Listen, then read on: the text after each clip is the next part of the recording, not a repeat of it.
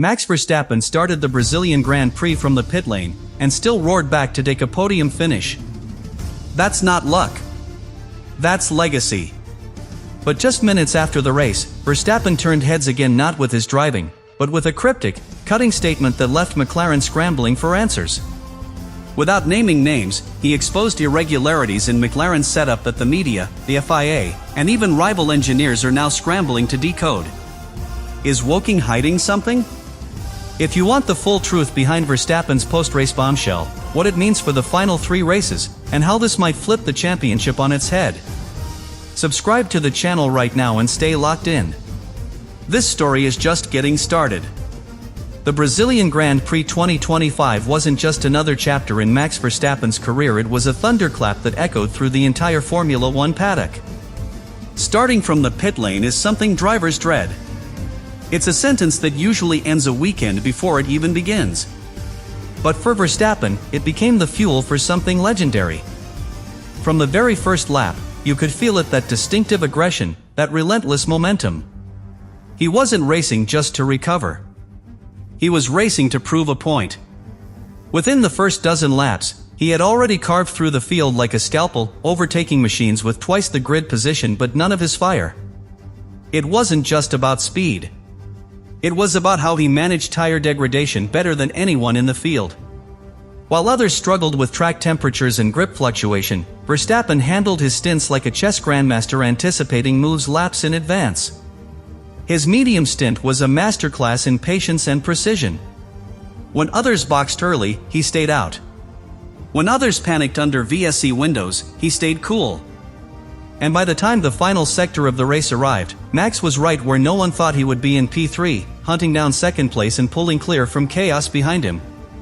But the race itself was only half the drama. Verstappen wasn't done. What came after the flag shook the foundations of Woking.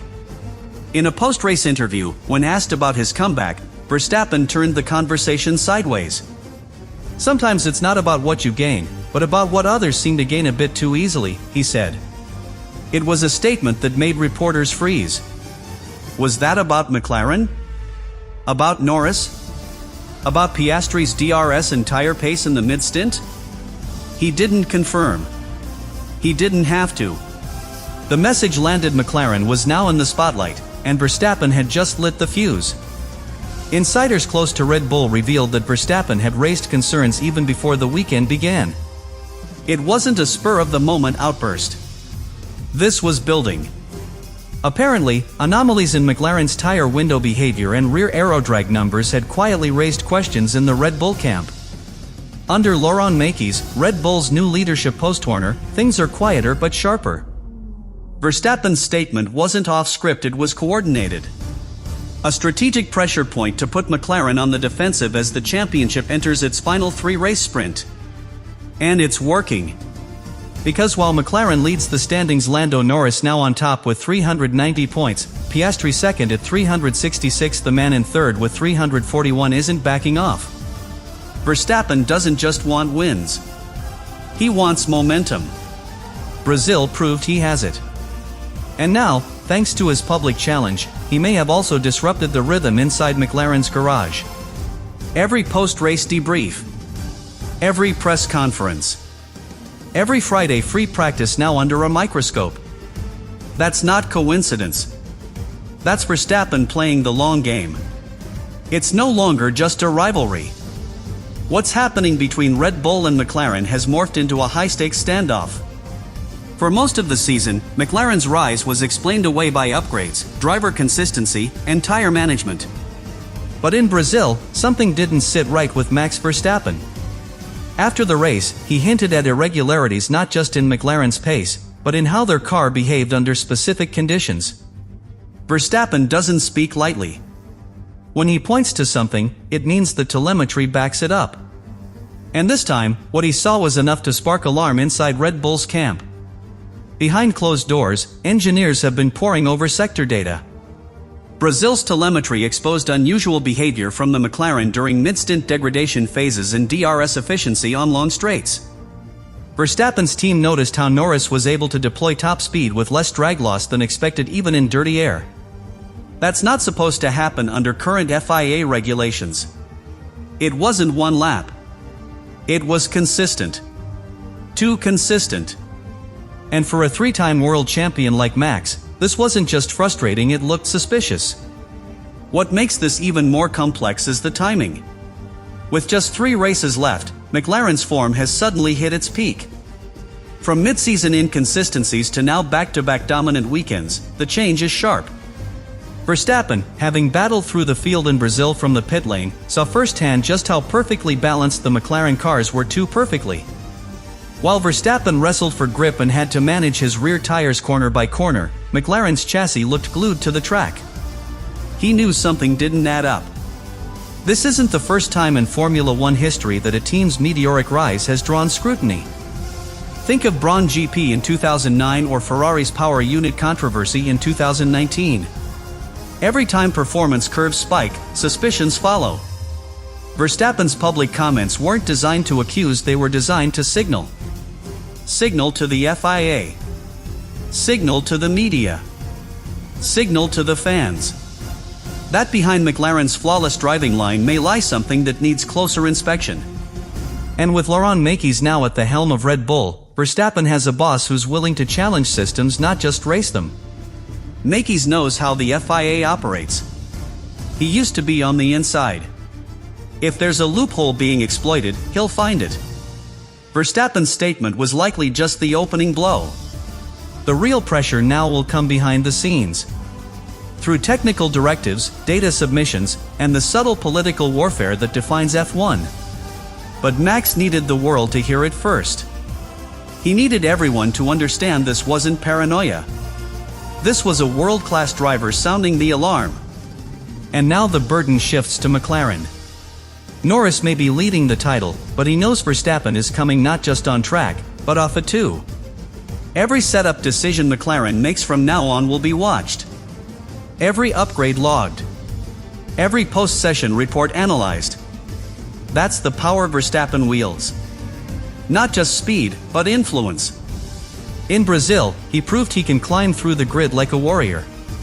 But more importantly, he showed he's still the sharpest mind on the grid, always 3 moves ahead. What Max Verstappen achieved in Brazil wasn't just a driver performance, it was a technical miracle. Starting from the pit lane means giving up everything: your qualifying setup, your tire strategy, your clean air advantage. But Verstappen, together with the engineering team now under Laurent Mekies' leadership, turned a compromised weekend into a showcase of how precision engineering and trust in data can rewrite expectations. Red Bull didn't panic. They optimized. They rebuilt the car overnight with a radically different suspension setup focused on tire longevity and acceleration out of low-speed corners. That risk, that boldness, it paid off. From the very first lap, you could see Verstappen's RB20 behaving differently. Despite the dirty air and traffic, he was able to keep rear temperatures in the optimal window. That's not just down to driving style, that's mechanical grip, weight balance, and chassis damping working in perfect harmony. McLaren may have had raw pace, but Verstappen had control. In Brazil's mixed sectors, the tight twist of Sector 2 and the flat-out power of Sector 3, Red Bull delivered a car that adapted to both. And Verstappen used every inch of it. Under Mekies, there's a growing shift in Red Bull's technical DNA. While Horner's era was marked by stability and continuity, Mekies is embracing flexible engineering philosophies, even race-by-race reconfigurations. In Brazil, that meant sacrificing outright qualifying pace to create a Sunday monster. It was a gamble. Most teams would never attempt such a drastic overnight reset, especially from park firm rules. But starting from the pit lane allowed them to make sweeping changes. And Verstappen, with his razor-sharp feedback, was the ideal driver to execute it. One key element that stood out was energy recovery management. Brazil's layout is brutal on hybrid systems: constant acceleration zones, sharp braking areas, and elevation changes. Verstappen's energy deployment was flawless. His ERS usage, combined with battery harvesting at the end of each straight, allowed him to punch out of corners with traction others couldn't match. The timing of his overtakes wasn't just instinct. It was synced with peak power delivery. That level of integration between driver and machine is what separates legends from just front runners. Another overlooked factor, tire strategy. While others were forced into 2 stops due to degradation, Verstappen stretched his stints with surgical precision. His data engineers tracked micro-deg levels live, and Max adapted in real time. At one point, he even asked the team, "How's the front right compared to Piastri's?" That's not just awareness. That's a driver running parallel simulations in his head, reading tire behavior lap by lap. He wasn't reacting, he was predicting. And that allowed Red Bull to box him at precisely the moment the safety window opened. But beyond all the technical excellence, the message was simple: Verstappen and Red Bull are still the most complete combination on the grid. They may not lead the championship, but they lead in adaptability, in execution, in race day resilience. In Brazil, McLAREN had the grid. Red Bull had the answers. Verstappen turned engineering flexibility into a weapon and made it look like instinct. But make no mistake, behind every overtake was a calculated decision, behind every lap, a machine sculpted for chaos. That is what makes Verstappen so dangerous with 3 races to go. Max Verstappen has always been a phenomenal driver, but in Brazil, he reminded everyone that his most dangerous weapon isn't under the helmet, it's behind his eyes. What he did wasn't just a comeback, it was a mental game played at world-class level. He knew McLAREN had momentum, media support, and the points lead. So instead of chasing from behind, Verstappen flipped the dynamic. He made McLAREN feel watched, feel questioned, feel hunted. Every comment, every pause in his post-race interview was designed to create tension. Not on the grid but in their minds. Verstappen's choice of words after Brazil was no accident. Sometimes the difference isn't the driver. It's what the car hides. That's the type of statement that lives rent-free in an engineer's head for days. It was cryptic enough to avoid penalty, but direct enough to hit the mark. Verstappen wasn't interested in proving anything to the public, he was sending a message straight to the garage doors of McLAREN. That message: I'm watching. And I'm not alone. This is classic Verstappen mindplay, reminiscent of the mental pressure he applied during the Hamilton duels in 2021. Back then, he forced mistakes not just by driving aggressively, but by turning races into psychological warfare. He knew when to speak, when to stay silent, and when to disrupt the calm. Now he's doing the same to Norris and Piastri. But this time, he's not chasing them as an outsider. He's the former champion mounting a comeback. And McLAREN? They're the ones with everything to lose. Inside McLAREN, the cracks are already showing. Engineers are reportedly double-checking data logs, running compliance simulations, and reanalyzing aero packages that passed inspection months ago. That's not strategy, that's fear. Verstappen's words are doing exactly what he intended, creating self-doubt. And when a team starts questioning its own numbers under pressure, it loses clarity. It plays safe. That's the moment Verstappen waits for, when a rival stops attacking and starts defending.